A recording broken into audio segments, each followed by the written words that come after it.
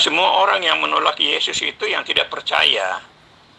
Sedangkan orang yang bisa percaya pada Yesus sebagai Tuhan itu kalau dia ada punya Roh Kudus, itu yang Anda harus tahu. Lalu orang yang sudah dibuka pikirannya oleh Tuhan Yesus. Jadi semua orang yang belum dibuka pikiran oleh Tuhan Yesus, dia tidak akan bisa mengerti tentang ajaran Bible. Apalagi tentang Yesus, mereka tidak akan bisa mengerti. Itu sederhana. Jadi bagi kita tidak aneh kalau saudara-saudara ini menolak tentang kebenaran Yesus, kebenaran Kristen. Karena memang kalian tidak akan ngerti. Kalian belum keluar dari selubung yang menutupi pikiran kalian. Itu harus dibukakan oleh Tuhan Yesus sendiri. Bahkan ada kehadiran Roh Kudus untuk Anda bisa percaya kebenaran tentang Yesus. Karena kebenaran tentang Yesus itu tidak mudah untuk dipahami begitu saja. Apalagi dengan akal manusia yang sudah rusak di Taman Eden. Akal manusia itu tidak mungkin bisa membuka wawasan tentang Tuhan. Karena sudah terbatas. Di Taman Eden aja mereka nolak firman Tuhan kok. Tuhan sudah bilang jangan makan, mereka justru makan. Karena itu pelanggaran manusia. Dan sampai sekarang terjadi. Bahwa manusia itu menolak kebenaran dari Tuhan. Seperti di Taman Eden. Tuhan bilang jangan makan buah itu, malah mereka makan. Nah sekarang orang manusia ini semua menolak kebenaran Alkitab. Menolak kebenaran Yesus. Itu dasarnya. Ya. Jadi kalau tidak menggunakan akal untuk memahami konsep Tuhan, lalu apa yang kita gunakan untuk memahami konsep ketuhanan Yesus? Sementara manusia itu memahami sesuatu tidak dengan tangan, tidak dengan kaki, tidak dengan mulut, tetapi untuk paham, alat yang digunakan adalah akal.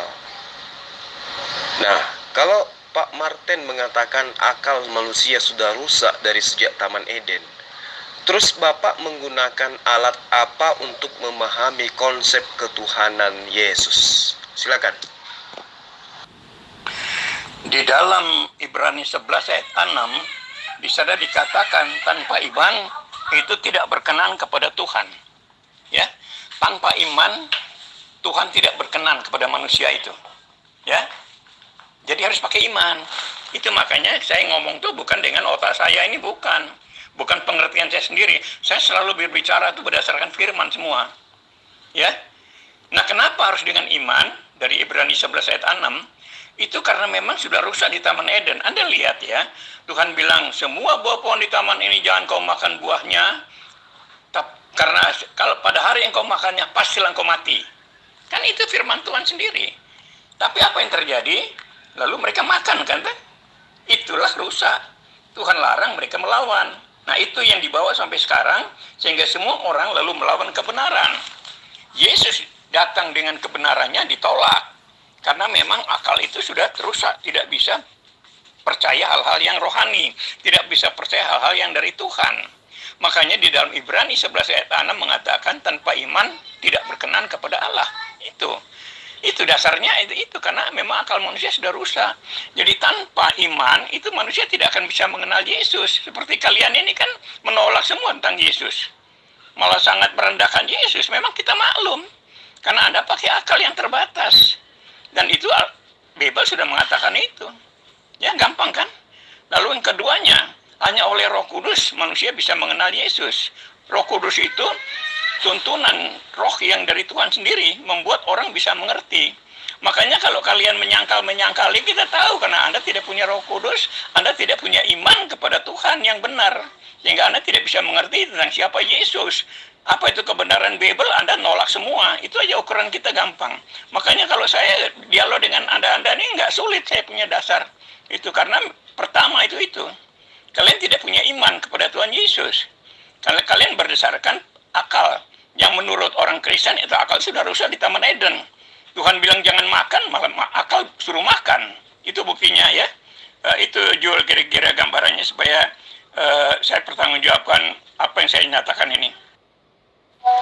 Baik, Pak Pendeta Martin Ali, saya sangat berterima kasih atas sanggahan Bapak.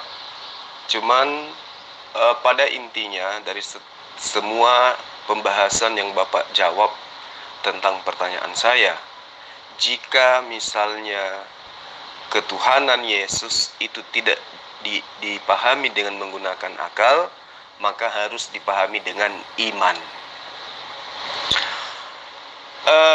Gini loh Pak, kata iman itu adalah murni sebuah kata yang berasal dari Al-Quran, tidak berasal daripada kata yang tertera di dalam kitab original teks kitab Bapak.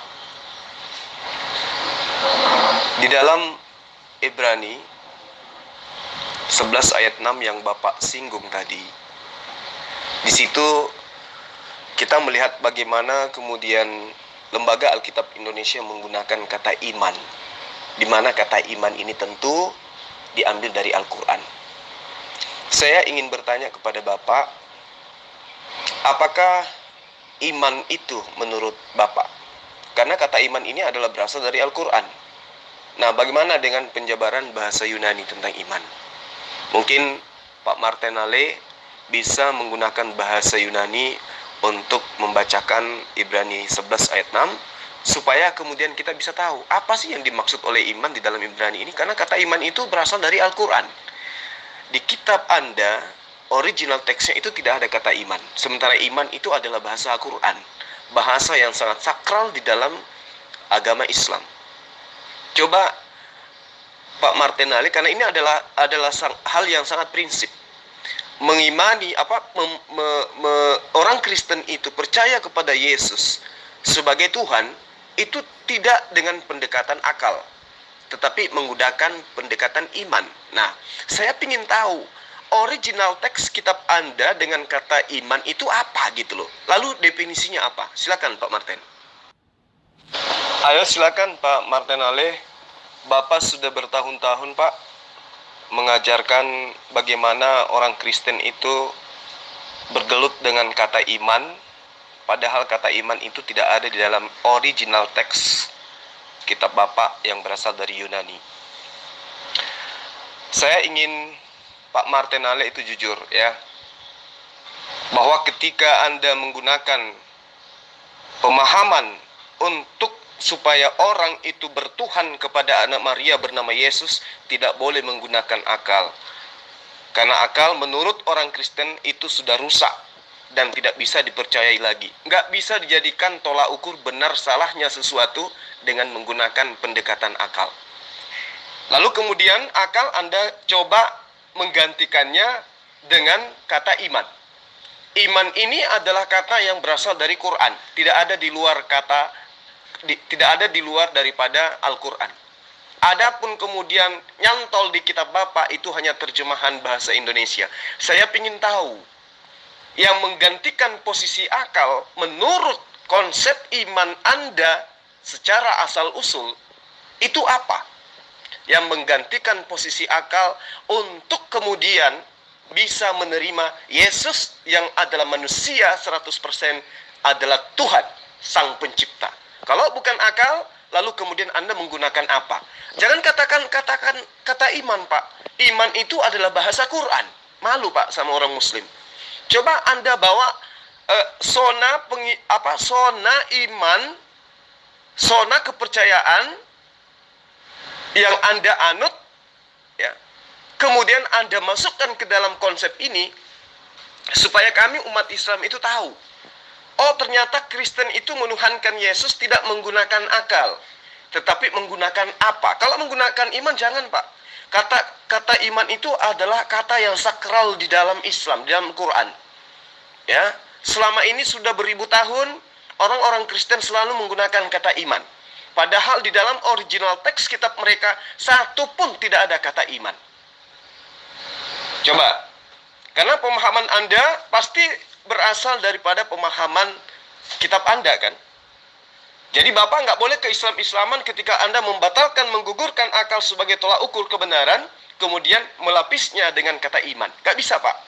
Jadi saya minta kepada Bapak, sebenarnya ketika Bapak tidak menggunakan akal untuk percaya kepada tidak menggunakan akal untuk bertuhan di dalam memahami konsep Tuhan, maka konsep apa yang Anda gunakan? Ya, tolak ukur apa yang Anda gunakan? Sekali lagi saya katakan, jangan katakan iman, karena iman itu adalah bahasa Quran. Silakan Pak Marten. Kamu jelaskan aja tentang keyakinanmu yang lebih benar, ya. Ya, jadi jangan cuma nyalakan. Kalau Kristen salah ya sudahlah. Nah, buktikan sekarang tentang keyakinanmu yang lebih benar itu apa yang nggak kamu bisa buktikan. Kamu kan selama ini nggak bisa buktikan apa-apa. Ya? Mau ngomong doang, hanya menghina, merendahkan orang. Tapi kamu sendiri nggak ngerti ya tentang ajaranmu sendiri. Allahmu sendiri aja kamu nggak kenal, apalagi ajarannya. Dari mana kamu bisa kenal ajarannya itu? Kan kamu nggak tahu apa-apa tentang itu, ya kan? Pak Martin Ali, nggak usah curhat. Kita nggak usah terlalu jauh merambah kemana-mana untuk mengkaji suatu kebenaran. Ya, kalau Pak Martin mengatakan kebenaran itu tidak dilihat dari pemahaman pendekatan akal, lantas kemudian Anda mengatakan itu hanya bisa dengan menggunakan iman, maka saya akan menggugat Bapak, karena kata iman itu adalah kata yang sangat sakral di dalam Al-Quran. Dan itu tidak ada kata itu, dan tidak ada kata iman itu di dalam kitab Bapak. Nanti lembaga Alkitab Indonesia yang merubah kata Yunani masuk ke dalam zona Islam, zona Al-Quran. Nah, sebagai pendeta yang selalu mengajak orang-orang menyembah kepada Yesus, ketika Anda tidak menggunakan akal menuhankan Yesus, tetapi Anda menggunakan kata iman untuk menutupi kata ganti akal, maka yang menjadi pertanyaan saya adalah, iman menurut Islam itu jelas adalah amal, bisa juga berarti ketenangan, bisa juga keyakinan hati, serta tidak adanya ketakutan. Itu yang dimaksud dengan kata iman secara luas. Nah, kalau Anda tidak menggunakan akal, lalu kemudian mencoba menutupi dengan kata iman, Bapak keliru. Karena kata iman itu adalah sumbernya dari Quran. Nah, menurut original teks kitab Bapak itu apa? Ya, di Ibrani 11 kan yang tadi Anda jadikan sebagai acuan, tetapi tanpa titik-titik tidak mungkin orang berkenan kepada Allah. Di terjemahan 2018, tanpa titik-titik tidak mungkin menyenangkan Allah. Nah, ini Allah juga ada, kata Allah juga ada di dalam kitab Bapak. Itu juga nanti Anda harus pertanggungjawabkan gitu loh. Jadi semua kebenaran itu harus Bapak pertanggungjawabkan jika benar itu adalah kebenaran. Karena kebenaran itu bisa dipertanggungjawabkan, Pak. Mau masuk ke manapun yang dikatakan kebenaran pasti mampu untuk dipertanggungjawabkan. Nah, jika benar pernyataan-pernyataan Bapak akal itu sudah rusak, maka akal tidak bisa jadikan sebagai tolak ukur untuk menilai kebenaran, maka apa yang Anda gunakan untuk menilai sebuah kebenaran? Jangan katakan iman, karena iman itu adalah bahasa sakral dalam Quran, bukan kitab Bapak. Gunakan kata Bapak, kemudian terjemahkan secara jujur ke dalam bahasa Indonesia. Apa yang Ibrani 11 ayat 6 katakan di dalam bahasa Yunani, kemudian Anda terjemahkan ke dalam bahasa Indonesia. Jangan terjemahkan ke dalam bahasa Quran. Silakan Pak Martin Ali. Bible itu tidak tergantung pada bahasa-bahasa saja. Tuhan itu dia tahu semua bahasa. Kalau Anda kan cuma tahu bahasa Arab. Kalau Yahweh itu tahu semua bahasa, sehingga dia bahasa apa saja enggak ada masalah. Iman itu bahasa Arab, ya menurut Anda kan gitu. Tapi arti iman itu sendiri kan beda, bukan bahasa Arab. Ya, Anda bisa baca di Ibrani 11 ayat 1, Anda baca itu supaya Anda bisa tahu sendiri. Anda sudah baca Ibrani 11 ayat 6, baca ayat 1-nya itu tentang iman itu. Ya.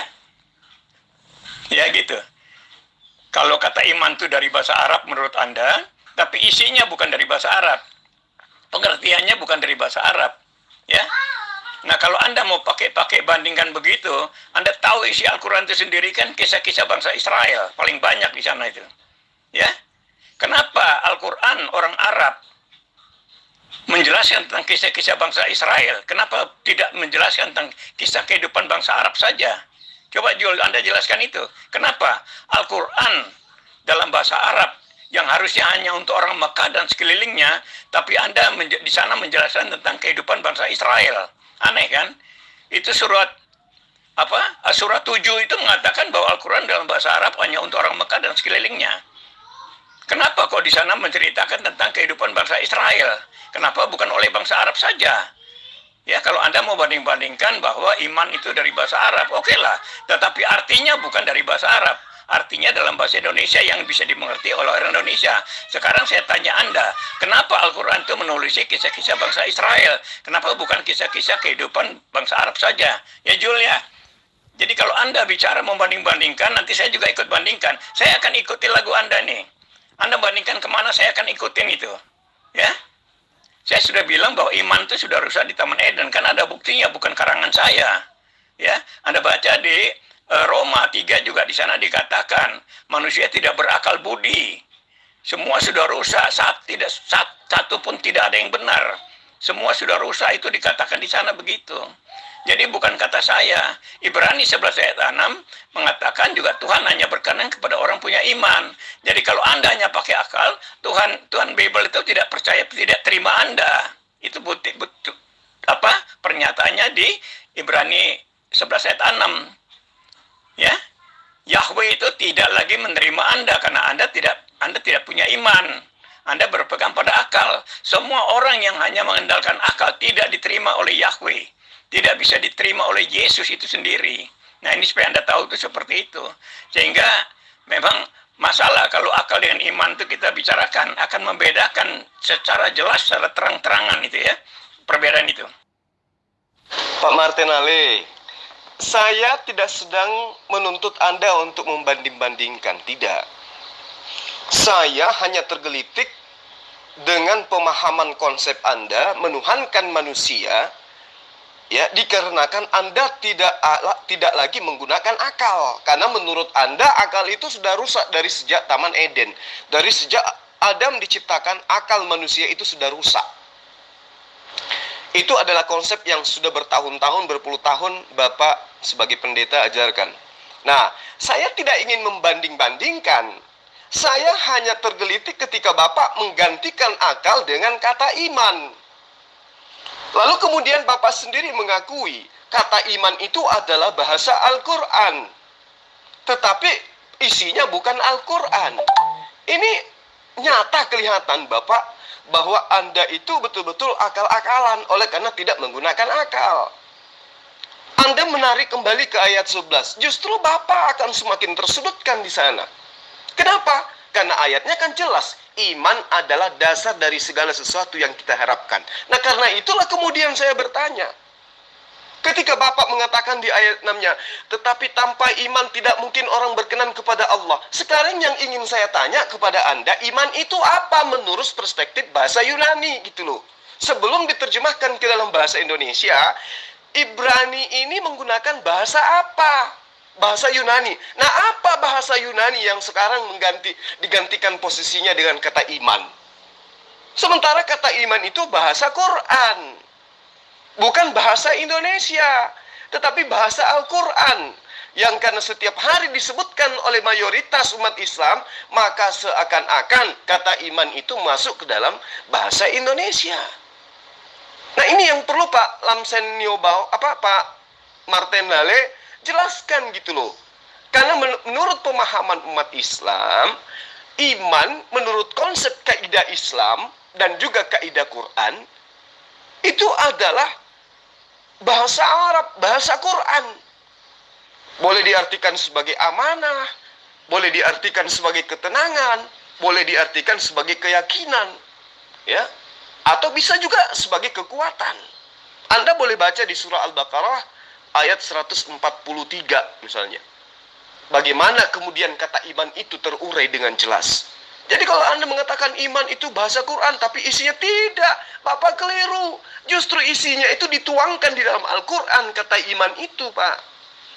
Innamal mu'minuna alladhina idza dzukirallahu wajilat qulubuhum wa idza tuliyat 'alaihim ayatuhu zadatuhum imana wa 'ala rabbihim yatawakkalun. Justru dalam Al-Quran itu iman itu dijabarkan. Nah, sekarang ketika Anda membatalkan akal sebagai filter untuk membedakan antara baik dan buruk dengan kata iman, maka lucu kedengarannya. Karena kata iman itu berasal dari Quran. Nah, coba Anda pede, percaya diri dong. Sebagai pendeta yang suka mengajak orang menyembah kepada manusia bernama Yesus. Bapak harus mempertanggungjawabkan gitu loh. Ketika Al-Quran menggugat kata iman di dalam kitab Anda, yang Anda jadikan sebagai acuan untuk menggantikan posisi akal, untuk memahami kebenaran Tuhan, maka Anda pun harus menjelaskan kata iman itu sebenarnya adalah kata apa di dalam bahasa Yunani, yang mana adalah kitab Anda berasal dari sana. Ini yang perlu Bapak jelaskan kepada kita yang ada di sini gitu loh. Bapak jangan malu. Apa sih arti daripada pesto poinou euti dalam bahasa Yunani? Terjemahkan ke dalam bahasa Indonesia. Jangan Anda mengganti posisi akal dengan kata iman, lalu Anda keluarkan iman. Karena kitab Anda sudah masuk ke dalam ranah penerjemahan ke dalam bahasa Indonesia. Lalu kata iman nyantol di dalamnya. Ini loh Pak, sebuah kebenaran, saya ingatkan lagi sekali lagi, sebuah kebenaran harus mampu dipertanggungjawabkan. Nah, kalau Anda punya kebenaran, coba Anda pertanggungjawabkan dengan menggunakan kitab Anda secara percaya diri. Jangan ngambil kitabnya orang. Jangan ngambil kata-kata prinsip dalam iman orang, dalam kepercayaan orang. Malu Pak, malu. Kalau Anda punya kebenaran, artinya Anda sudah diajari konsep tatanan kebenaran dari kitab Bapak, bukan dari kitab terjemahan. Silakan Pak Martinale. Nyimak antara Zulkifli, Mambas, dan Martinale. Nyimak. Iman adalah dasar dari segala sesuatu yang kita harapkan dan bukti dari segala sesuatu yang tidak kita lihat. Ya, artinya iman itu percaya kepada Tuhan yang tidak kita lihat itu. Artinya percaya saja kepada Tuhan. Itu konsep Kristen. Itu iman. Jadi kalau Anda mau berpegang pada akal, ya silakan aja. Tapi orang Kristen tidak percaya lagi sama akal. Makanya tanpa Tuhan, akal itu sudah rusak. Makanya dunia ini kan kacau. Anda lihat di dunia ini orang-orang kan pintar, bukan bodoh. Profesor, doktor tuh berkelimpangan di mana-mana itu. Namanya profesor doktor yang abal-abal, yang benar, yang murni, itu banyak itu. Tapi manusia tetap kacau. Orang bunuh-bunuhan, apa bunuh-bunuhan itu bagus? Ya, orang bunuh-bunuhan itu bagus. Coba di mana yang orang suka bunuh-bunuhan itu di mana coba? Yang paling banyak itu. Ya, itu karena akal semua. Akal lalu manusia musuh-musuhan, bunuh-bunuhan. Itu karena akal. Nah sekarang saya buktikan kelebihan iman. Ya, saya buktikan. Namanya keyakinan iman Kristen itu. Tuhan ajarkan supaya kita mengasihi sesama manusia. Kasihilah Tuhan Allahmu dengan segenap hatimu, dengan segenap kekuatanmu, dengan segenap jiwamu, dengan segenap akal budimu. Seluruh kehidupan kita ini, seluruhnya itu diserahkan kepada Tuhan. Percayakan kepada Tuhan. Lalu hukum yang kedua, kasihilah sesama manusia seperti dirimu sendiri. Itulah dari kedua hukum ini terletak seluruh hukum Taurat dan kitab para nabi. Ya, itu ayat yang penting. Anda catat kata-kata saya ini supaya Anda belajar dari yang benar dari Bible itu. Mengasihi Tuhan dengan segenap hati, mengasihi sesama manusia. Jadi kalau Anda belum bisa mengasihi sesama manusia, Anda belum jadi umat Tuhan. Itulah iman. Makanya iman itu bergantung seluruh hukum Taurat dan kitab para nabi. Jadi seluruh itu ada pada iman itu sendiri, yang mengasihi Tuhan dan mengasihi sesama manusia. Makanya bagi Tuhan, Bible, Tuhan Yahweh atau Tuhan Yesus tidak akan menerima orang yang hidupnya hanya dengan akal saja. Harus dengan iman. Karena hanya dengan iman manusia bisa mengasihi Tuhan dengan sepenuhnya dan bisa mengasihi sesama manusia dengan sepenuhnya. Dia bisa mengampuni yang musuh, bisa mengampuni orang yang bersalah padanya, bisa mengampuni, memberkati orang yang menganiaya sekalipun. Itu iman. Kalau akal nggak bisa, Jol. Akal itu musuh dibunuh. Jol. Akal itu orang kafir itu dibunuh. Nggak mungkin orang kafir itu diselamatkan, nggak mungkin. Tetapi dengan iman Kristen, musuh harus diampuni. Tidak boleh balas kejahatan dan kejahatan, ya. Tapi dengan kebaikan. Itu iman, bedanya iman Jul dengan akal Anda. Ya, perhatikan penjelasan saya ini supaya Anda tahu. Itulah iman. Iman itu mengampuni musuh. Tidak balas kejahatan dan kejahatan. Karena dia percaya sepenuhnya dengan kekuatan jiwa, kemampuan akal budi, semua percaya kepada Tuhan. Itu iman. Lalu di iman itu dibuktikan dalam kehidupannya dengan mengasihi mengasihi sesama manusia, tidak memusuhi sesama manusia, tidak membenci sesama manusia, tidak memfitnah sesama manusia, tidak menghina sesama manusia, tidak mendiskriminasi sesama manusia. Itu iman yang nyata, bukti. Jadi Anda bisa bedakan dengan akal Anda itu, Jol, ya. Sekarang saya kupas supaya Anda ngerti itu, ya. Anda kan dari dulu kan melawan saya soal akal ini kan. Nah sekarang saya telanjangi Anda dengan pengertian ini. Anda buktikan di mana hebatnya akal Anda itu. Iman saya sudah bisa buktikan bahwa kita harus mengasihi musuh. Tidak boleh balas kejahatan dengan kejahatan. Itu mengasihi sesama manusia siapapun dia. Karena kesalahan manusia itu akan Tuhan yang menyelesaikan. Itu iman. Bukan kita yang menyelesaikan. Bukan kita yang menghakimi sesama manusia. Tapi Tuhan sendiri yang akan menghakimi, makanya kita percayakan dengan iman. Tuhan yang akan menyelesaikan, bukan kita. Kalau kita menyelesaikan setiap masalah bermusuhan dengan orang, itu bukan iman, itu akal. Jelas, Jul, ya? Coba Anda pelajari dulu dengan baik supaya tidak terjebak di dalam pemahaman yang keliru itu. Ciptaan Tuhan dengan manusia adalah akal, di mana akal manusia mengangkat derajat manusia di bawah, di atas daripada makhluk-makhluk lainnya. Justru Kristen menganggap akal itu adalah sesuatu yang rusak. Dan ini fatal. Kenapa fatal? Karena Anda mendudukkan akal ini sebagai racun. Ya, bahwa manusia ada yang sampai level profesor itu adalah racun. Bahwa Anda sudah bisa menggunakan VN, menggunakan HP, itu adalah racun. Akibat daripada Adam makan buah ilmu pengetahuan baik dan buruk, efeknya kemudian akal serta-merta Anda kutuk, sehingga mendudukkan akal itu sebagai hal yang membuat manusia itu terhina. Anda sedikit menyinggung tentang bunuh-bunuhan. Buka mata Bapak, yang membuat senjata untuk alat bunuh-bunuhan siapa? Yang menjajah di negara ini siapa? Mereka yang mengambil kitab Al-Quran, mendudukkan kitab Al-Quran di dalam kitab mereka dengan menggantinya dengan kata iman. Paham maksud saya kan, Pak? Ya, begitu indahnya kata iman, begitu indahnya kata yu'minu, begitu indahnya kata amanah, diambil dari Al-Quran, kemudian menggantikan posisi akal di dalam kitabnya orang Kristen, dalam konsep imannya orang Kristen. Maka muncul pertanyaan, ketika Bapak membatalkan esensi akal sebagai tolak ukur kebenaran dan yang menghantar manusia menemukan Allah dengan akal pikirannya dengan menggunakan kata iman, maka Anda ditertawakan oleh umat Islam. Karena umat Islam itu mendudukkan iman di atas daripada akal. Artinya, ketika umat Islam berbicara mengenai akal, maka definisi yang terurai kemudian adalah ilmu. Artinya, pengetahuan, pemahaman, yang mana pemahaman ini kemudian diolah oleh akal, lalu kemudian kebenarannya diimani sepenuh hati. Bukan iman dulu baru diakal-akali, bukan. Di dalam konsep Islam, iman itu posisi kedua. Yang pertama adalah akal. Ketika Rasulullah Muhammad SAW datang mengajarkan tentang la ilaha illallah, tidak sekonyong-konyong umat Islam kala itu menerima, tapi diurai dulu dengan ilmu, dengan akal. Barulah kemudian orang-orang Quraisy, orang-orang jahiliyah kala itu menerima ajaran Rasulullah Muhammad SAW. Yang kalau adalah mereka menyembah dewa-dewa, menyembah banyak Tuhan, kemudian Muhammad SAW datang dengan juga mengajarkan banyak Tuhan, minimal 3 Tuhan, maka percuma mereka menjadi Islam. Karena Tuhan yang mereka sembah dengan Tuhan yang Islam ajarkan, Muhammad ajarkan, sama aja.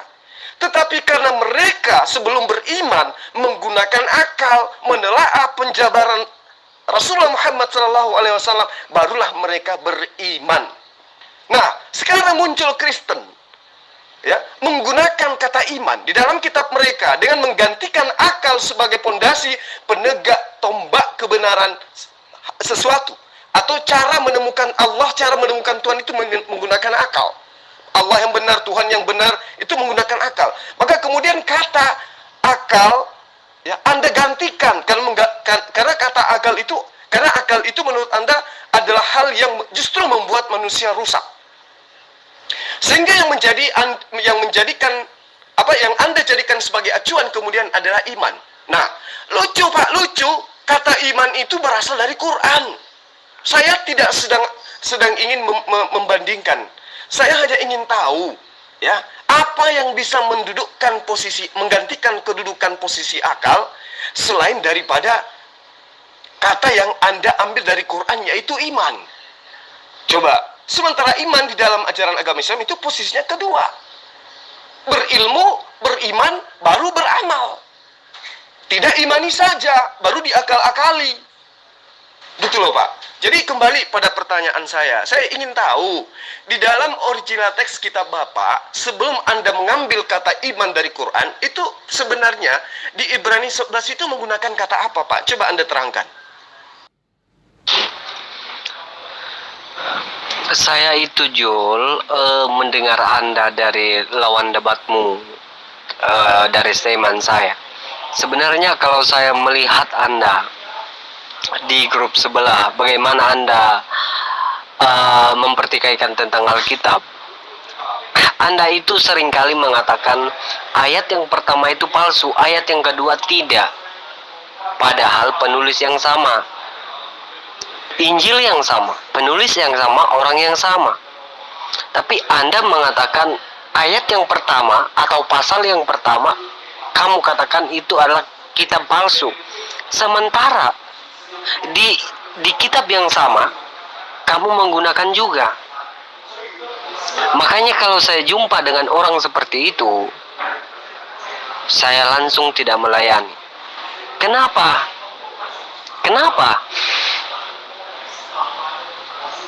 Karena dia adalah seorang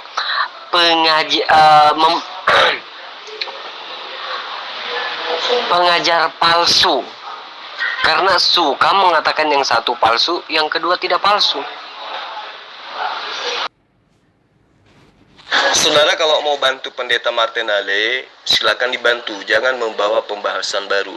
Nanti Anda kocar-kacir lagi kayak beberapa hari yang lalu. Ya. Kenapa kitab Anda itu ada sabda Yesus di dalamnya, ada firman Tuhan di dalamnya, ada karangan manusia biasa di dalamnya? Karena penulisnya bukan nabi. Penulisnya bukan nabi. Karena penulisnya bukan nabi, maka penulisnya bukan rasul. Paham? Lukas bukan nabi, Yohanes bukan nabi, Matius bukan nabi, Paulus bukan nabi. Wajar ketika karangan-karangannya masih terdapat sabda-sabda Yesus di dalamnya. Al-Quran pun mengatakan demikian, bahwa kitabnya Yesus, kitabnya para nabi sudah dirubah-rubah. Jadi orang-orang yang mempelajari kitabmu harus bisa tahu, ini adalah karangan, ini adalah sabda. Nah, itu pun kedudukan sabda di situ, itu bukan untuk dijadikan sebagai iman oleh orang Islam, tidak. Tetapi digunakan untuk meyakinkan orang Kristen bahwa Yesus itu adalah utusan Tuhan. Bahwa Tuhan itu hanya satu dan dia tidak berubah menjadi makhluk. Gitu loh. Kalau saya mengatakan ayat pertama adalah palsu, ayat kedua adalah asli, itu tidak pernah. Saya hanya mengatakan ayat sisipan, ayat tambahan, ayat karangan. Asli palsu itu tidak berlaku bagi kitabmu. Iya, karena tidak ada asli, tidak ada palsu, nggak ada. Kenapa tidak ada asli, tidak ada palsu? Karena kitabmu itu hanya terjemahan. Kalau dikatakan palsu, memang palsu kan? Karena terjemahan, bukan kitab suci. Ya, bukan firman Tuhan. Kalau dikatakan asli, ya lebih parah. Jadi wajar ketika kemudian seorang teologi kayak saya ini mengatakan ayat pertama sisipan, ayat kedua sabda Yesus. Itu pun berdasarkan atas pernyataan penulisnya. Lukas 1 ayat 1. Baiklah Topelius yang mulia, aku akan menyusun, aku akan menulis berdasarkan atas hasil penyelidikan. Nah tuh, berarti tulisan-tulisan mereka bukan firman Tuhan, tapi hasil penyelidikan. Jadi kalau Anda ingin membantu Pak Martinale sekarang, justru saya berdiskusi dengan Pak Martin untuk membuktikan kitabmu itu adalah kitab gado-gado. Ayo, Ibrani, iman adalah, iman adalah, iman adalah. Sementara kata iman itu iman adalah kata yang berasal dari Quran. Nah, coba Anda menggunakan pendekatan bahasa Yunani, bahasa Greek. Ya. Apa yang seharusnya di situ tertulis sebelum menggunakan kata iman? Kata apa yang tertulis di situ?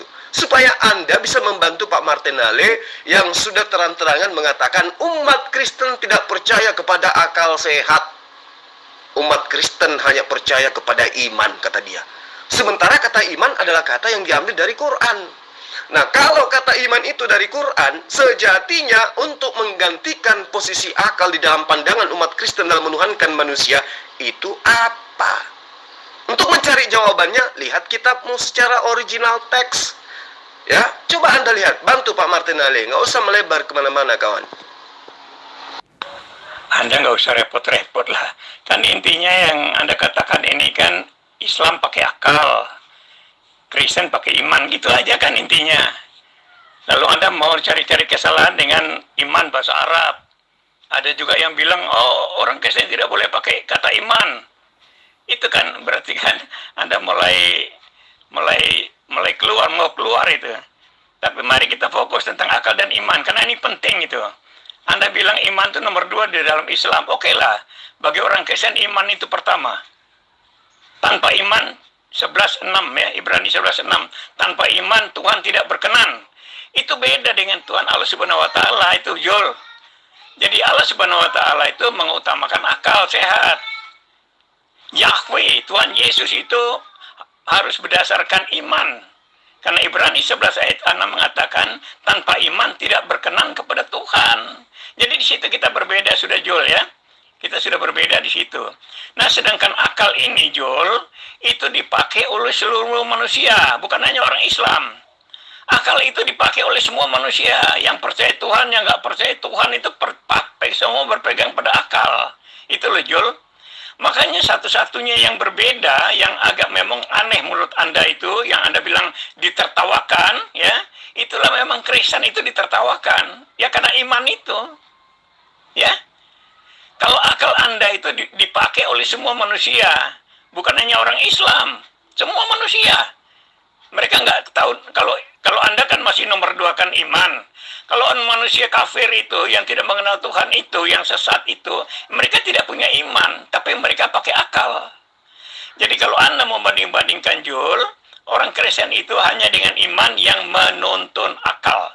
Karena akal itu sudah rusak, kalau nggak dituntun oleh iman, akal itu akan tetap rusak, menghasilkan kerusakan di muka bumi ini. Makanya saya kasih contoh, banyak orang-orang pintar di dunia ini, profesor, doktor sekalipun, tetap kekacauan itu terjadi. Kalau Anda bilang penjajah itu Anda anggap sebagai Kristen, Anda harus tahu bahwa Belanda itu bukan Kristen ya, itu negara Belanda, ya, yang ada orang Kristennya, bukan seperti Islam, negara Islam itu bukan. Yang menjajah itu Belanda itu negara, bahkan mereka lebih condong kepada ateis malah, ya. Jadi bukan orang Kristen, tapi penginjilnya ada di dalam, dan mereka sampai di Indonesia mereka menginjili. Jadi di sini jelas, Jul, bahwa Anda nomor 2 kan iman, orang Kristen nomor 1 kan iman. Itu bedanya di situ. Dan saya sudah bisa buktikan bahwa akal manusia itu tidak hanya oleh orang Islam. Orang semua yang tidak mengenal Tuhan pun pegang pada akal. Nah itu bedanya dengan Kristen, makanya Anda katakan ditertawakan. Justru karena itu Pak Martinale, Anda harus berhadapan dengan saya dengan menggunakan kitab Anda. Apa kitab Anda? Lihat secara tekstual proof. Apa yang diajarkan dengan menggunakan bahasa originalnya, gitu loh. Anda ingin menabrak akal dengan menggunakan kata iman. Berarti Anda ingin menggunakan konsep Islam untuk menabrakkan konsep Islam, gitu. Coba gunakan konsep Kristen. Bapak jangan malu-malu. Saya menghargai Anda dengan menggunakan kata iman. Sangat saya menghargai itu. Tetapi Bapak jangan membingungkan umat. Pakai pakaian Bapak. Jangan menggunakan pakaian agama orang lain, gitu loh. Ketika Anda ingin menjabarkan sebuah kebenaran, di mana kebenaran itu bermuara bukan kepada akal, tetapi ada esensi lain, lalu kemudian Anda mencomot kata iman, itu Anda ditertawakan. Itu Anda ditertawakan. Kenapa Anda nyantol, Anda apa istilahnya itu? Anda kayak benalu gitu loh, menggunakan istilah yang ada di dalam kitabnya umat Islam untuk mendudukkan untuk jadikan sebagai kendaraan menuhankan Yesus. Bapak salah. Kata iman itu adanya nanti ketika Al-Quran itu ada diwahyukan. Sebelum ada kata iman, Kristen menyembah Yesus itu dengan analisa apa? Kristen menyembah anak Maria itu dengan dasar pijakan apa gitu loh Pak. Kata iman itu Pak berasal dari kata iman di dalam Quran. Ya, diambil dari kata kerja amana yu'minu. Kalau Anda ingin lebih jelasnya, baca surah Al-Baqarah ayat 143 kalau saya nggak salah ya. Yang saya bacakan tadi, innamal mu'minuna alladzina idza dzukirallahu wajilat qulubuhum. Maaf. Al-Baqarah ayat 43. Dan Anda juga bisa melihat di dalam surah Al-Anfal ciri-ciri orang beriman. Apa iman itu bisa Anda lihat di surah Al-Anfal. Jadi maaf, bukan Al-Baqarah, tetapi definisi daripada kata iman Anda bisa lihat di Al-Quran surah Al-Baqarah ayat 143. Ya, itu yang perlu Tuan Pak Martinale pahami dengan baik. Jadi Bapak bisa melihatnya di sana Pak. Apa itu iman menurut Al-Quran? Jadi tidak asal-asal. Jika kemudian Anda kewalahan dengan mengatakan bahwa oh tidak bisa, harus begini dan begini. Tidak bisa Pak Martin, nggak bisa. Anda harus menggunakan kitab Anda untuk mendudukkan keyakinan Anda tentang Yesus. Anda harus mendudukkan kitab Anda untuk menjadikan itu sebagai acuan, mengajak manusia, mengajak jemaat Anda untuk menyembah kepada anak Maria dengan menggunakan pendekatan kitab Bapak. Jangan gunakan kitabnya Islam dengan mencomot kata iman. Ya, jangan Pak. Jangan, sekali-kali saya katakan jangan. Karena itu akan membuat agama Anda itu semakin dihinakan, semakin direndahkan. Ternyata akal yang dia anggap sebagai sebuah kendaraan untuk menuju kepada Allah, mengenal Tuhan yang benar, itu dibatalkan oleh orang Kristen dengan mengambil konsep kedua, yaitu iman. Dan iman itu juga adalah cobotan dari Quran. Ya kalau domba-domba yang Anda gembalakan itu tidak menggunakan akal, ya manggut-manggut aja Pak. Tapi ketika dia sudah mendengarkan VN saya ini, bahwa ternyata Kristen menggunakan kata iman adalah kata yang sangat prinsipil di dalam konsep kitabnya agama Islam dalam mengenal Allah, maka Anda akan ditertawakan. Bisa-bisa mereka menjadi mu'alaf. Gitu loh. Jadi, ya saya hanya ingin mengatakan kepada Pak Martinale, jangan dulu melebar Pak. Gunakan dulu original teks kitab Bapak. Apa kata iman yang seharusnya digunakan di situ? Apa kata yang menggantikan posisi iman di dalam kitab Ibrani 11 yang seharusnya? Bukan kata iman. Ya? Paham ya Pak Martin ya? Coba Anda gunakan original teks kitab Anda dulu. Jadi jangan sembunyi di balik bayang-bayang terjemahan Al-Quran. Silakan. Anda melarang orang Kristen tidak boleh pakai kata iman karena itu bahasa orang Arab ya. Anda perhatikan itu ya. Tetapi Anda tidak sadar, Anda mencopot isi Bible, isi Alkitab itu ditulis ke dalam Al-Quran. Coba. Apa alasan Anda? Dari tadi saya sudah tanya. Kenapa Al-Quran itu berisi kisah-kisah bangsa Israel yang tidak dikenal, bahkan dimusuhi oleh orang Arab? Surat 7 mengatakan bahwa Al-Quran dalam bahasa Arab hanya untuk orang Mekah dan sekelilingnya. Kenapa menceritakan tentang bangsa Israel? Itu Anda belum jawab itu Jul. Anda larang saya tidak boleh pakai kata iman. Oke lah, kita pakai kata percaya saja deh. Ya. Karena iman itu adalah percaya. Nah, percaya yang bagaimana itu dijelaskan di dalam Ibrani ayat 1. Itu kan? Anda melarang orang tidak boleh pakai kata iman karena itu bahasa Arab. Tetapi Anda tidak sadar isi Al-Quran Anda sebagian besar itu kisah-kisah bangsa Israel yang dari Bible. Anda sadar nggak omongan Anda itu? Anda harusnya sadar itu dong. Kata iman tidak boleh dipakai karena itu bahasa Arab. Tapi Anda justru nulis dalam Al-Quran kisah-kisah bangsa Israel. Ngaku-ngaku lagi. Nurunkan Injil, nurunkan Taurat, nurunkan Jabur. Itu dari mana? Siapa itu? Jadi coba Anda konsisten dong kalau ngomong. Oke, orang nggak boleh pakai kata iman. Oke lah. Tapi Anda juga jangan nulis dari Alkitab ke dalam Al-Quran tentang kisah-kisah bangsa Israel. Surat 7 menjelaskan bahwa Al-Quran dalam bahasa Arab hanya untuk orang Mekah dan sekelilingnya. Makanya di dalam bahasa Arab. Untuk orang Mekah dan sekelilingnya itu surat 7, Jul. Anda daripada ngomong jauh-jauh, itu sekarang saya bicara tentang Anda sendiri. Surat 7 mengatakan Al-Quran dalam bahasa Arab hanya untuk orang Mekah dan sekelilingnya. Ya. Tetapi kenapa harus menuliskan kisah-kisah bangsa Israel? Kenapa tidak ceritakan tentang kehidupan bangsa Arab saja? Itu juga coba Anda renungkan itu, supaya Anda tidak mengklaim sendiri bahwa kata iman itu adalah bahasa orang Arab, tidak boleh dipakai yang lain. Itu kan terlalu tuh. Jadi gini Pak Pendeta Martin, ya saya mendengarkan firman Anda itu berulang karena saya ingin cari poinnya di mana gitu loh. Jadi gini, saya tidak melarang Anda menggunakan kata iman. Saya hanya tergelitik dengan pernyataan Bapak yang mengatakan bahwa akal bagi orang Kristen adalah racun. Ya, akal tidak bisa digunakan untuk mencari Tuhan. Akal manusia itu sudah rusak sejak dari Taman Eden, berarti sejak Nabi Adam. Berarti keturunannya semuanya rusak akal. Berarti akal tidak bisa dijadikan sebagai alat untuk memfilter, untuk menemukan apa yang benar di mata Tuhan. Tetapi yang Anda dudukkan kemudian menggantikan akal adalah iman. Sementara iman ini adalah kata yang berasal dari Quran. Ya. Nah, kalau kata yang menggantikan kedudukan akal Anda ambil dari Quran, ini lucu Pak. Karena Al-Quran itu nanti ada di abad ke-6. Nah, apa yang menjadi dasar landasan orang-orang Kristen sebelum Islam datang?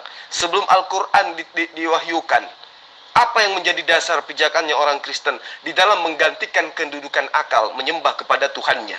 Menjadikan anak Maria yang dikandung 9 bulan, menjadi bayi, anak-anak, dan seterusnya. Lalu kemudian dituhankan.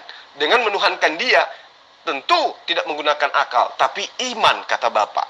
Nah, saya ingin tahu, kata iman yang mengambil posisi akal ini di dalam kitab Bapak itu apa bahasa original teksnya, gitu loh. Itu yang ingin saya tahu, supaya Anda tidak menyembunyikan sesuatu di balik kata iman yang adalah milik umat Islam.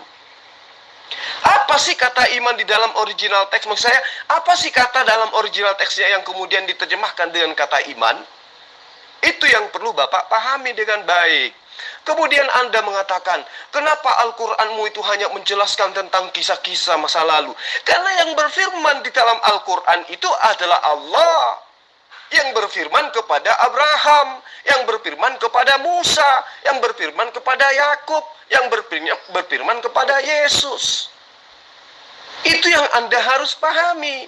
Al-Quran datang meluruskan semua apa yang dibengkokkan, apa yang dibelokkan, apa yang disesatkan oleh orang-orang terdahulu. Yang berfirman kepada Abraham adalah Allah subhanahu wa ta'ala. Yang berfirman kepada Musa adalah Allah subhanahu wa ta'ala. Yang berfirman kepada Yesus adalah Allah subhanahu wa ta'ala. Yang berfirman kepada Muhammad sallallahu alaihi wasallam adalah Allah subhanahu wa ta'ala. Meskipun di dalam pengajaran-pengajaran nabi-nabi sebelumnya, mereka tidak mengenal kata Allah dalam perspektif pendekatan bahasa. Mereka mengenal El-Gibar, mereka mengenal El-Olam, mereka mengenal El-Roy, mereka mengenal El-Lion. Dia mengenal Yahweh Sebaot, Yahweh Sama, Yahweh Rohi. Terus kemudian mereka mengenal Elohim, mereka mengenal Shalom, mereka mengenal Yahweh MKDS dan seterusnya. Tetapi itu merujuk kepada pribadi yang sama, yaitu Allah. Anda harus tahu, Allah itu adalah bahasa Semitik. Bahasa Arab, Pak. Bahasa Semitik kok ada 3. Sudah pernah saya jabarkan ini. Ya, dan konyol kalau pendeta sekelas Bapak nggak tahu. Kalau umat Islam mengakui Allah Subhanahu wa taala sebagai sembahan, itu dikarenakan umat Islam mengakui dan mengimani bahwa Allah Subhanahu wa taala sebelum berfirman kepada Muhammad sallallahu alaihi wasallam terlebih dahulu berfirman kepada Abraham, Ishak, Yakub, Daud, Salomo dan seterusnya sampai kepada Yesus alaihissalam atau Isa alaihissalam. Itu yang perlu Bapak pahami dengan baik. Jika kemudian Bapak mengatakan, kenapa nggak langsung aja ke Arab? Kenapa harus mengambil kitab orang? Sama pertanyaan saya dengan Bapak. Kenapa Kristen harus menggunakan kitabnya orang Yahudi, sementara Kristen itu asalnya dari mitologi Yunani? Kenapa? Kenapa harus mengambil terjemahan orang dalam bentuk secara tidak resmi, ngambil kitabnya orang Yahudi, masuk dalam kitab Bapak? Itu yang perlu Anda pahami. Lalu kemudian Anda mencoba mengambil surah tadi surah Asy-Syura ayat 7 ya. Di sana dikatakan wa kadzalika auhayna ilaika qur'ana arabiyyan litunzira ummal qura. Lalu ingat Pak, apa kata lanjutannya? Wa man haulaha wa tunzira yaumal jam'i la raiba fi. Ngerti enggak? Al-Quran itu diwahyukan kepadamu dalam bahasa Arab agar engkau memberikan peringatan kepada penduduk ibu kota Mekah dan penduduk negeri-negeri di sekelilingnya, serta memberi peringatan tentang hari berkumpulnya yang tidak diragukan adanya. Ini yang perlu Pak Martin Nale pahami. Al-Quran itu diwahyukan untuk Muhammad SAW dan juga untuk seluruh umat manusia. Ya, dia menjelaskan Al-Quran itu untuk seluruh umat manusia. Dia diutus untuk seluruh umat manusia. Jadi Pak Martin Nale, ya, kembali kepada materi kita. Apa sih kata iman itu sebelum digunakan di dalam kitab Bapak? Gak usah malu-malu Pak, sebutkan aja. Saya bukannya melarang menggunakan kata iman. Cuman ketika Anda menggantikan posisi akal, maka ya Anda harus menunjukkan original teks kitab Bapak, apa sih sebenarnya kata yang digunakan oleh kitabnya Bapak, kemudian mengambil kata iman di dalam Al-Quran. Silakan. Surat 7 tidak bilang seluruh. Anda jangan ngarang-ngarang dah. Tidak benar loh, nambah-nambah ayat itu nggak benar itu. Oh itu di situ surat 7 itu hanya untuk orang Mekah dan sekelilingnya. Kok ada nambah-nambah untuk seluruhnya dari mana, Jol? Anda mulai terjebak kan, makanya jangan ngelantur sana sini deh. Ya, kita kan bicara soal iman dan akal. Sudah saya jelaskan iman apa dasarnya. Itu sudah saya jelaskan. Anda nyalakan soal menggunakan kata iman. Lalu saya bilang kenapa Anda pakai kisah-kisah bangsa Israel ditulis dalam Al-Quran. Itu di situ kan Anda terjebak sendiri kan. Makanya kalau ngomong tuh dipikir dulu, Jul. Orang tidak boleh pakai kata iman. Tapi Anda menulis kisah-kisah bangsa Israel dari Bible kepada Al-Quran. Itu ngaku-ngaku bahwa Allah berfirman kepada Abraham, mana ada. Anda nggak bisa buktikan itu. Anda bisa buktikan dari mana? Kalau Anda itu baru ada di abad ke-7 bersama dengan Al-Quran. Tidak ada buku lain yang mengatakan Allahmu ada sebelum Al-Quran. Itu yang sulit Anda jelaskan, itu akan sulit. Kalau Anda mau lari-lari sana-sini itu akan sulit itu. Ya, Allahmu sendiri baru ada bersama Al-Quran pada abad ke-7. Itu loh. Jadi kalau Anda mulai ngarang-ngarang lain itu masalah semua itu. Apalagi dengan akal. Kalau orang pakai akal, Jol, ya, pakai akal itu harus ada bukti yang konkret. Itu kalau bicara akal. Itu harus konkret. Tidak bisa hanya percaya-percaya saja. Ya. Orang pakai iman Anda salahkan. Anda mau bangga dengan akalmu, tapi akalmu sendiri tidak konsisten. Ternyata pernyataan Allah itu tidak masuk akal. Bagaimana dia baru ada di abad ke-7 bicara kepada Abraham? Itu kan tidak mungkin, mustahil kan? Apalagi berdasarkan akal. Nggak mungkin, Jul, berdasarkan akal bisa percaya sama hanya kata-kata seperti itu. Anda terjebak sendiri nanti itu, sudahlah. Kalau Anda bicara akal, Anda akan sulit menjelaskan tentang Allah Subhanahu wa Ta'ala. Itu Anda akan sulit sekali menjelaskan tentang Allah Subhanahu wa Ta'ala. Karena itu di luar akal, ya. Itu Anda akan sulit di sana itu, ya. Pendeta Martin. Wa kadzalika auhayna ilaika qur'ana arabiyyan litunzira ummatul qur'a. Lalu dikatakan wa man haulaha wa tunzuriya yaumal jam'i la raiba fih. Itu original teksnya, Pak. Saya sudah membacakan kepada Bapak. Ya. Kata-kata yang sudah jelas seperti ini juga pun Bapak ingkari. Ya toh? Padahal di situ sudah jelas dikatakan wa man haulaha wa tunzira yaumal jam'i la raiba fih. Dan penduduk di sekelilingnya. Tuh. Penduduk di sekelilingnya atau negeri-negeri di sekelilingnya. Itu kata jamaah itu merujuk kepada jamak, semuanya, seluruhnya. Dan demikianlah kami wahyukan Al-Quran kepadamu dalam bahasa Arab agar engkau memberi peringatan kepada penduduk ibu kota Mekah dan penduduk di sekelilingnya.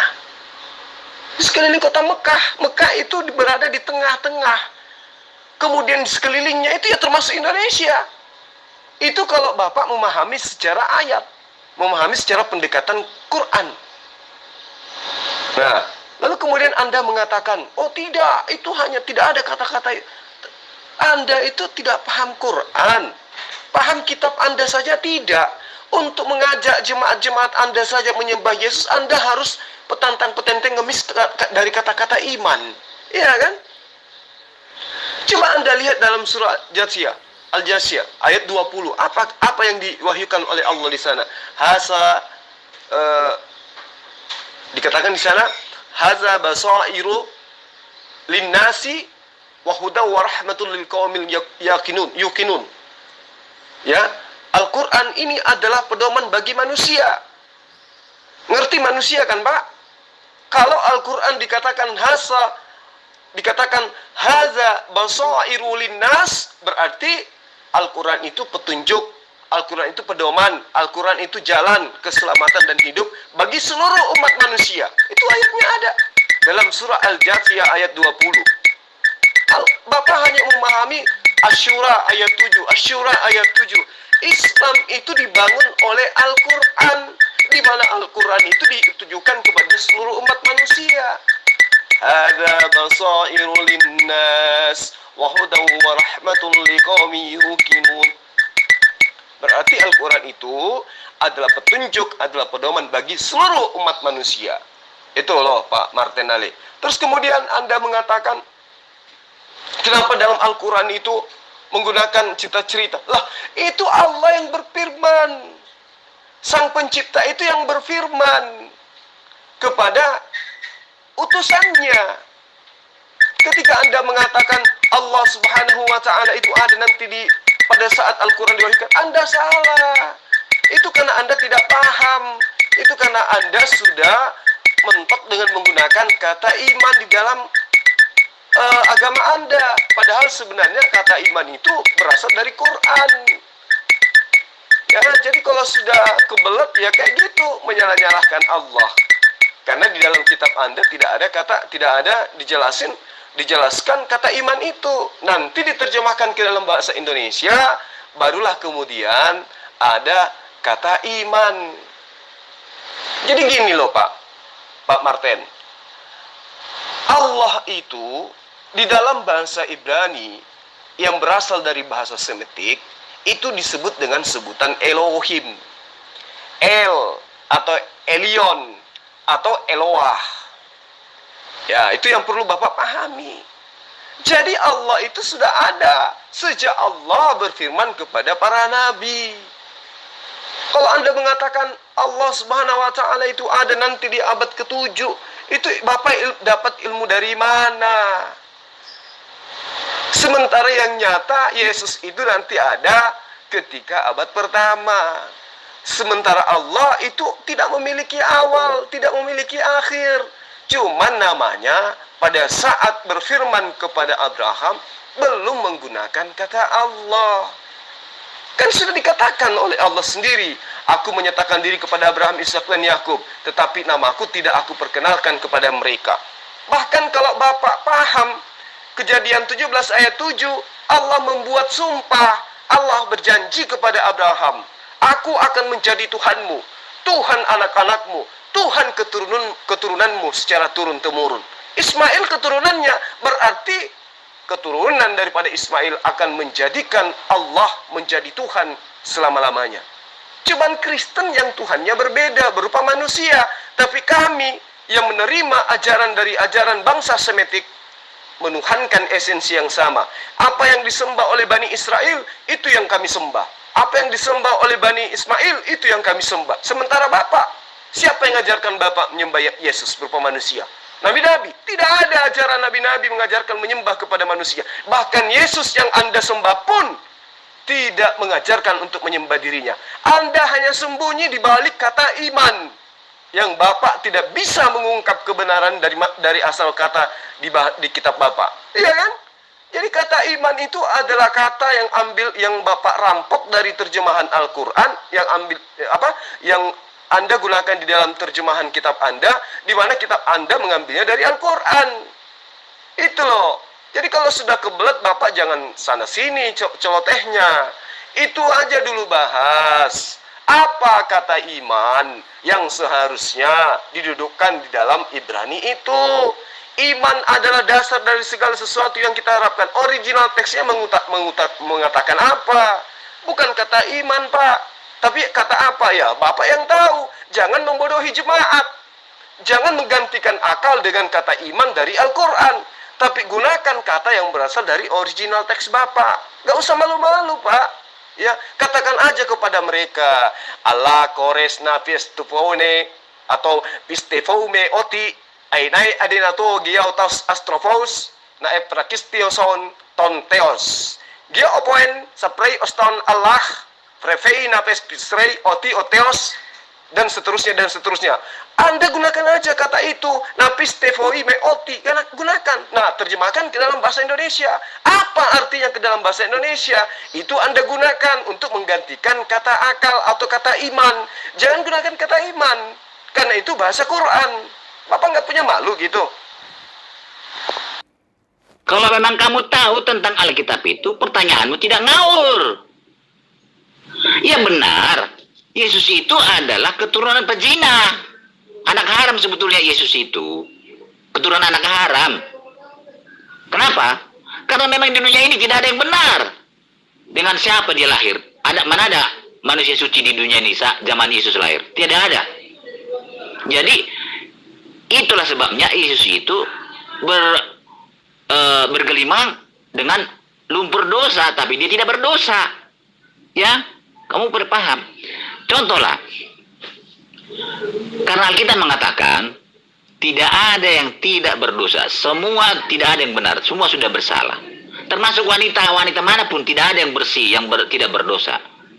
Apalagi kakek neneknya si Yesus juga tetap orang berdosa. Siapa yang menyangkal? Tidak ada. Saya pun mengakui itu keturunan dari orang berzina Yesus itu. Iya. Emang apa salahnya? Dan itulah yang diperbaiki oleh Yesus. Yesus datang ke dunia ini untuk memperbaiki dunia yang rusak ini. Itulah yang akan diperbaiki. Itulah kan? Sudah paham? Jul, Anda terjebak sendiri dengan kata-kata Anda kan? Anda bilang pakai akal. Akal itu harus konkret. Harus tertulis. Ya kan? Harus konkret. Sekarang kalau surat 7 bilang hanya untuk orang Mekah dan sekelilingnya. Mekah dan sekelilingnya itu untuk orang Arab. Orang yang berbahasa Arab. Tidak ada seluruhnya. Anda terjebak, itu akal tidak bisa terima itu. Akal mau kalau ada di sana kata seluruhnya boleh. Lalu Anda bilang Tuhan bicara kepada Abraham. Mana? Ayat Al-Quran bilang Allah tidak pernah bicara kepada manusia. Kepada Muhammad aja enggak kok. Apalagi kepada Abraham. Anda menyangkal ayat Al-Quran sendiri yang mengatakan Allah tidak bicara kepada manusia. Hanya di belakang tabir bicara dengan ini malaikat Jibril. Selain dengan Jibril nggak ada. Jadi Anda ngarang kalau Anda bilang Allah bicara dengan Abraham. Anda ketinggalan dari saya deh. Saya orang Kristen tapi lebih tahu Al-Quran daripada Anda. Allah Anda mengatakan tidak pernah bicara dengan manusia kecuali bicara dengan malaikatnya Jibril di belakang tabir. Kepada Muhammad aja enggak, apalagi mau bicara sama Abraham yang jauh sebelumnya. Lalu keduanya, tidak ada bukti. Buktinya apa? Allah itu baru ada di abad ke-7 bersama Al-Quran. Ada kitab mana yang mengatakan bahwa ada Allah sebelum Al-Quran itu di mana? Kitab apa? Anda sudah akan sulit dengan akalmu, itu sulit, Jul. Anda nggak bisa percaya begitu aja kalau tidak ada bukti dari pernyataannya. Itu loh. Dari Asura 7 aja Anda sudah setengah mati. Asura 7 aja Anda sudah setengah mati, apalagi bicara yang lain. Itu Jul. Makanya berhenti dengan akal itu. Akal itu memerlukan satu yang konkret. Kalau iman itu dia percaya hal-hal yang melampaui akal. Ya, seperti misalnya pertama yang Tuhan buat itu bangsa Israel keluar dari Mesir. Lalu laut terbelah. Ya, laut dibelah oleh Musa. Ya, itu hal yang melampaui akal. Anda harus percaya itu dengan iman. Kalau akal orang bilang bahwa ada orang Islam mengatakan bahwa itu kan kebetulan lautnya dangkal. Itu akal, karena dia paksakan dengan akalnya. Padahal Tuhan sudah menyatakan bahwa laut itu terbelah. Tentara Firaun dan Firaun tenggelam. Lalu Yesus sendiri mencelikakan orang buta, membuat orang lumpuh berjalan, ya, orang tuli mendengar, orang mati pun bangkit. Itu di luar logika, di luar akal. Jadi semua yang dijelaskan dalam Alkitab itu yang melampaui akal, Jul. Itu makanya orang Kristen harus pakai iman. Kalau pakai akal nggak bisa diterima.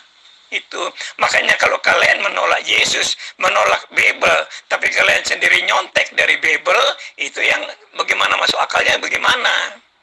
Anda bilang Alkitab itu tidak masuk akal, sudah palsu. Tapi dikutip juga masuk Al-Quran. Ini kalian tuh terjebak dengan kata kalian sendiri. Itu Jul. Jadi coba renungkan kembali baik-baik dah, ya. Anda renungkan kembali deh supaya nggak salah melulu. Anda tuh salah melulu. Surah 7 Anda tambah-tambah. Tuhan Allah tidak pernah bicara dengan manusia. Anda bilang Allah bicara dengan Abraham.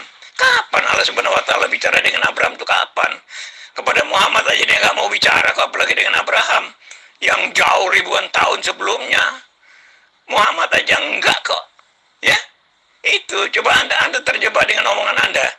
Anda hati-hati dengan saya karena saya lebih kritis dari Anda. Anda ternyata nggak kritis, Anda hanya bunyi aja gitu. Ya kan? Surah 7 Anda sudah salah dari situ. Tidak bilang seluruhnya, Anda bilang seluruhnya. Orang Makkah dan sekelilingnya. Bahasa Arab pasti hanya untuk orang Arab. Karena dia bicara bahasa sesuai dengan kaumnya. Karena tujuannya hanya kepada bangsa Arab, dia bahasa Al-Quran pakai bahasa Arab. Untuk orang Mekah dan sekelilingnya itu orang Arab. Anda jangan tambah seluruhnya karena nggak ada itu. Nah itulah seperti itu ya. Kalau Anda pakai akal, maka Anda terjebak aja di situ nanti. Kalau Anda tetap berpegang pada akal, maka banyak hal-hal yang tidak masuk akal yang Anda percaya. Padahal akal itu harus berdasarkan pada hal-hal yang konkret, yang nyata, yang tertulis. Harus tertulis di situ. Gitu loh. Jadi kalau hanya tafsiran-tafsiran seperti Anda tafsir, itu keliru, Jul.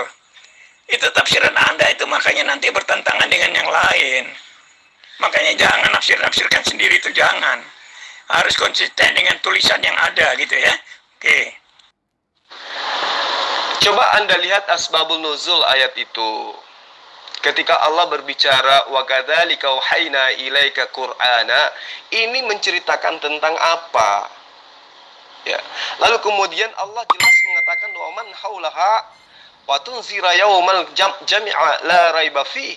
Ini bercerita tentang penduduk di luar daripada Mekah, yaitu penduduk yang berada di negeri-negeri di sekeliling Mekah. Dikuatkan oleh ayat yang saya bacakan kepada Anda. Hadza basairu linnas. Ya. Hadza basairu linnas wa hudaw wa rahmatul liqaumi yuqinun.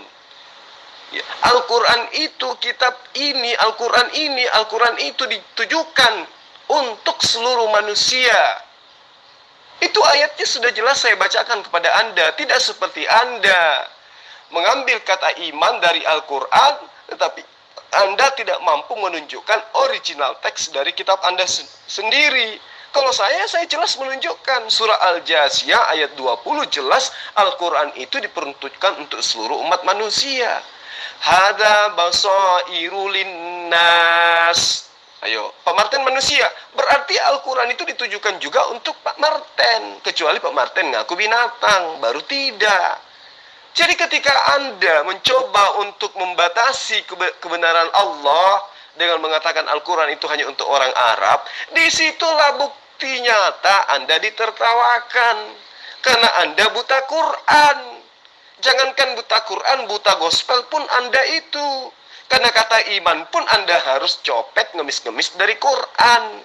Anda tidak mampu menunjukkan kata iman yang mana asal katanya berasal dari original teks kitab Anda. Kenapa? Karena memang kitab Anda hanya mengambil, iman Anda hanya berdasar terhadap apa yang Anda ambil dari kitab Lembaga Alkitab Indonesia. Gitu. Jadi Al-Quran itu jelas. Kalau Anda tidak bisa memahami wa man haulaha wa tunzira yaumal jam'i la raiba fi, Anda tidak bisa pahami itu, maka pahami ayat yang saya ajarkan Anda tentang surah Al-Jasiyah ayat 20 itu. Hadza basairu linnas. Kitab ini, Al-Quran ini atau Al-Quran itu adalah petunjuk bagi seluruh umat manusia. Jadi tidak ada yang perlu Anda pungkiri di situ. Lalu kemudian Anda mengatakan mana buktinya Allah Subhanahu wa taala berfirman kepada Abraham? Bukti apa yang Anda minta? Sementara konsep iman kita antara Kristen dengan Islam itu berbeda. Tuhan yang Anda pahami adalah Tuhan yang datang dalam rupa manusia, yang datang kepada Abraham. Allah tidak demikian. Baik yang disembah oleh Yudaisme maupun yang disembah oleh Islam tidak demikian.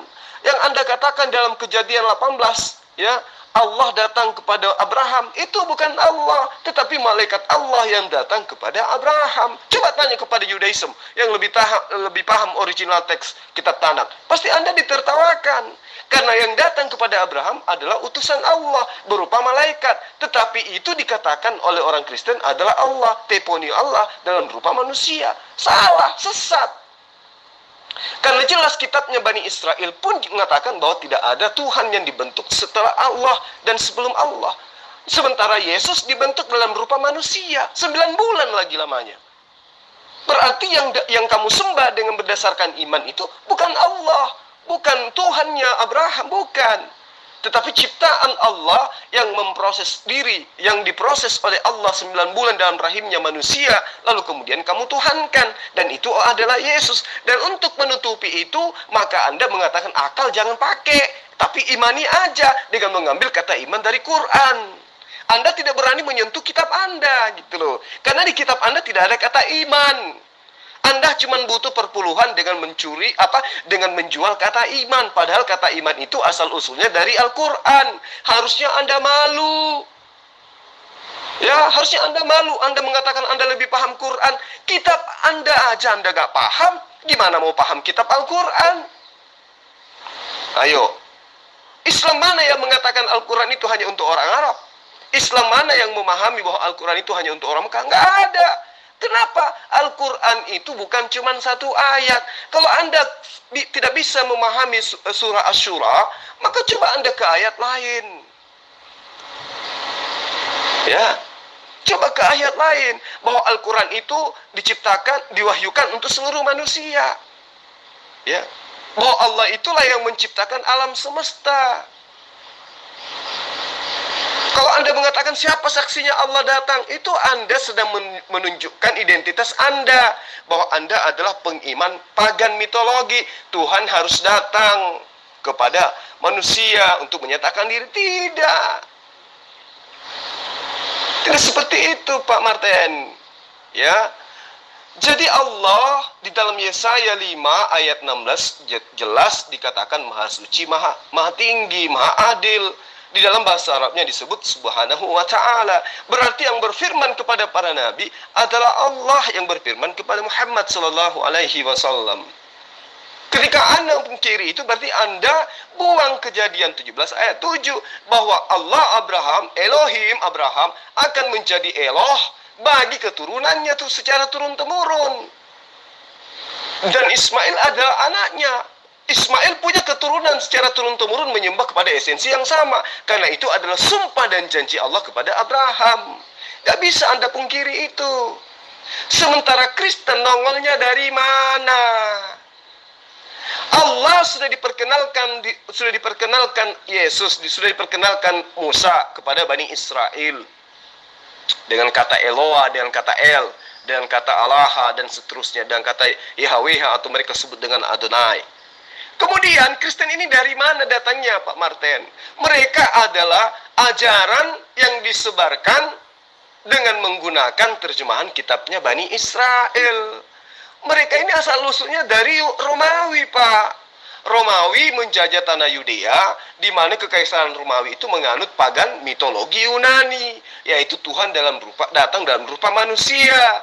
Dan itu adalah kemudian digantikan dengan nama Yesus, sehingga nama Isa atau Eso atau Yesua dipalsukan menjadi Yesus ke Yunani-Yunanian.